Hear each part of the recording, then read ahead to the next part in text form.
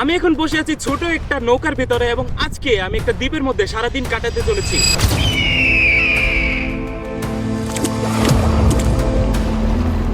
And to be honest, এই চ্যালেঞ্জটা করার সময় আমার সাথে যা ঘটেছিল সেটার জন্য আমি একদমই প্রস্তুত ছিলাম না, এবং যেটা দেখলে এই সিচুয়েশনে যে কোনো ইউটিউবারই ভয় পেয়ে যাবে। তাই ভিডিওটা পুরো দেখুন। এন্ড এই চ্যালেঞ্জটা সব থেকে মুশকিল হওয়ার কারণ হচ্ছে এটা হচ্ছে সোলো একটা চ্যালেঞ্জ, মানে এই পুরো দ্বীপের মধ্যে আমাকে একাই সারা দিন কাটাতে হবে। তার সাথে এই যে ছোট নৌকাটা আপনারা দেখতে পাচ্ছেন, এটা কিন্তু আমি ঠিক মতো বাইতে পারি না। যদি বাই চান্স এটা ডুবে যায় তাহলে কিন্তু আমি সবকিছু হারাবো, মানে আমার ফোন হারাবো, তার সাথে পিছনে ফিল্ম করার জন্য যা যা কিছু আছে সবকিছু কিন্তু আমি হারিয়ে ফেলবো। সো এই চ্যালেঞ্জটা খুবই সাবধানতার সাথে করতে হবে।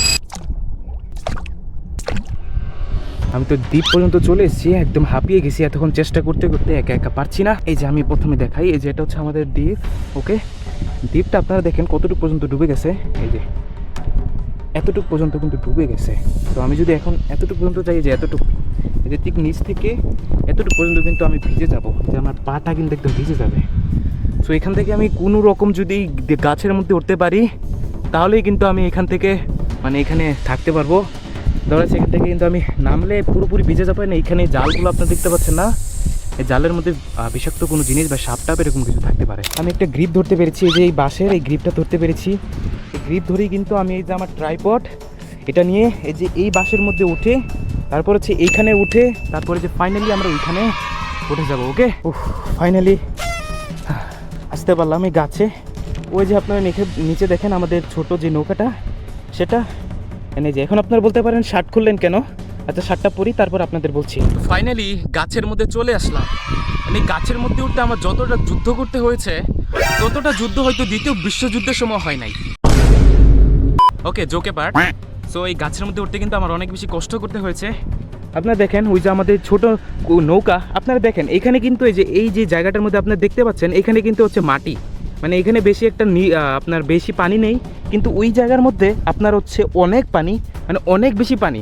সো এই যে নৌকাটা আপনার কোন নৌকাটা দেখতে পাচ্ছেন, এখানে আমি এটারে বেঁধে রেখে তারপর হচ্ছে এই বাঁশের মধ্যে উঠে, এই প্রথমে এই বাঁশের মধ্যে উঠেছি, তারপরে যে দ্বিতীয় বাঁশ, এরপর এই যে ফাইনাল যে আমাদের ট্রিটা, এটার মধ্যে উঠতে টু বি অনেস্ট অনেক বেশি কষ্ট হয়েছে। এখন আমি আপনাদের এমন একটা জিনিস দেখাবো যেটা আমাকে এই চ্যালেঞ্জে আরো বেশি ভয় পেয়ে দিয়েছে। এই জিনিসটা আপনারা চিনতে পারছেন? এই জিনিসটা কি?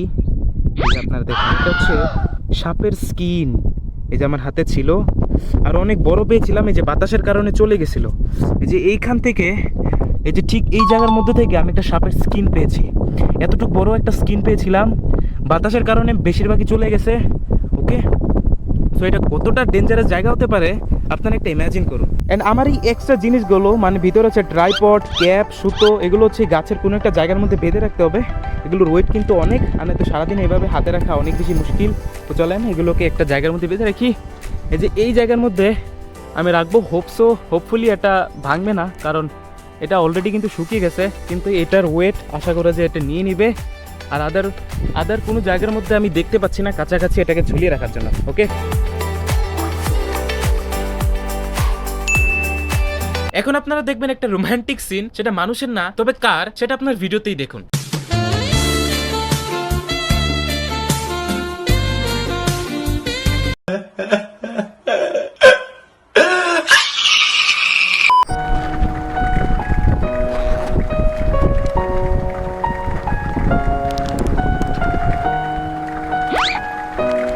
এই যে আমার সেই ট্রাইপডটা, সেটা আমি এখানে বেঁধে রেখেছি, এই যে আপনাদের জন্য কিছু টাইম ল্যাপস ভিডিও নেওয়ার জন্য। এই যে এইভাবে আপনাদের জন্য কিছু টাইম ল্যাপস আমি ভিডিও নিতে পারবো।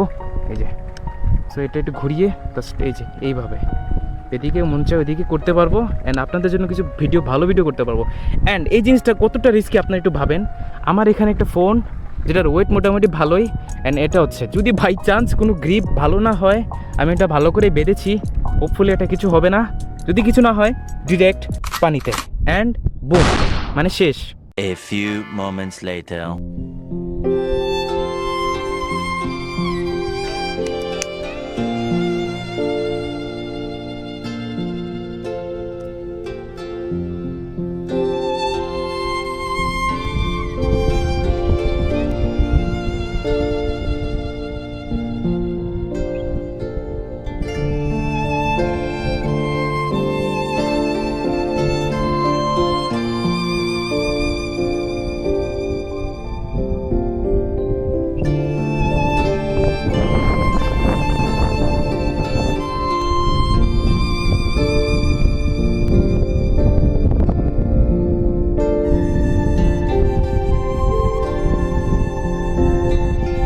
এখন আমি আপনাদের একটা ইন্টারেস্টিং জিনিস দেখাই।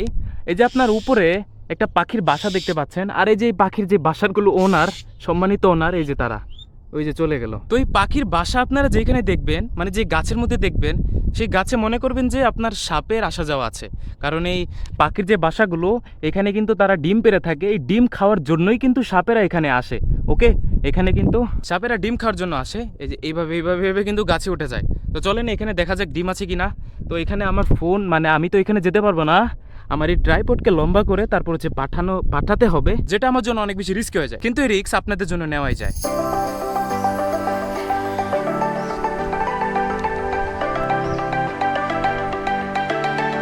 ওকে, তো আমরা ফাইনালি সেট করে ফেলেছি ট্রাইপডের মধ্যে। এখন হচ্ছে আমরা ওইখানে হচ্ছে পাঠাবো। অ্যান্ড আমার হাত পা একদম কাঁপছে, অনেক বেশি বাতাস, সো আমাকে খুবই সাবধানতার সাথে করতে হবে। ওকে, তো চলেন দেখা যাক, লেটস সি। ওকে, এই যে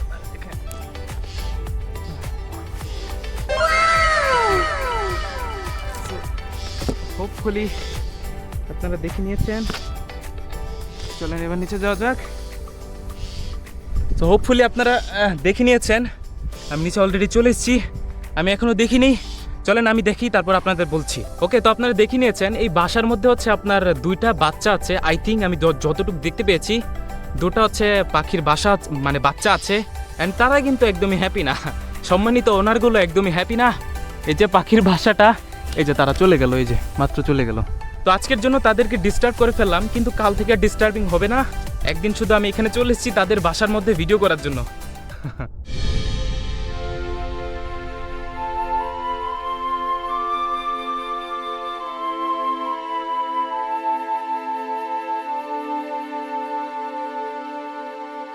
যে আপনারা আমার পায়ের অবস্থা দেখেন, মানে গাছে উঠতে উঠতে কি হয়ে গেছে। এই যে এখান থেকে হচ্ছে আপনার ছুলে গেছে, মানে চামড়া উঠে গেছে। এই যে আপনারা দেখেন গাছে উঠতে উঠতে, মানে গাছে এখানে থাকতে থাকতে একদম নাজেহাল অবস্থা। সেম আপনার এই পাতেও কি অবস্থা। এই যে হাতের অবস্থা দেখেন, হাতের নখগুলো কি হয়েছে, একদম ময়লা হয়ে গেছে হাতের নখগুলো। ওকে, একদম বাজে লাগছে দেখতে। যে সেম এই হাতেও একই অবস্থা, নখগুলো একদম ময়লা হয়ে গেছে। এই যে অ্যান্ড এই সিনের পরে যখন আমি ফোন ঘাটছিলাম, তখন আমার লাইফের সব থেকে বাজে একটা এক্সপিরিয়েন্স হয়। আমার ফোনে হঠাৎ করে একটা মেসেজ আসে। মেসেজটি হচ্ছে, your phone battery is too low, please charge it. মেসেজটি দেখার পর আমি মিনি হার্ট অ্যাটাক করে ফেলেছিলাম। আমি এটা এক্সপেক্টই করতে পারিনি যে ভিডিও করার সময় আমার সাথে এরকম কিছু একটা হবে। আমি নিজেও জানি না যে আমার ব্যাটারি কেন এত ড্রেন হলো, কিন্তু স্যাডলি আমাকে এই চ্যালেঞ্জ লিফট করতে হবে।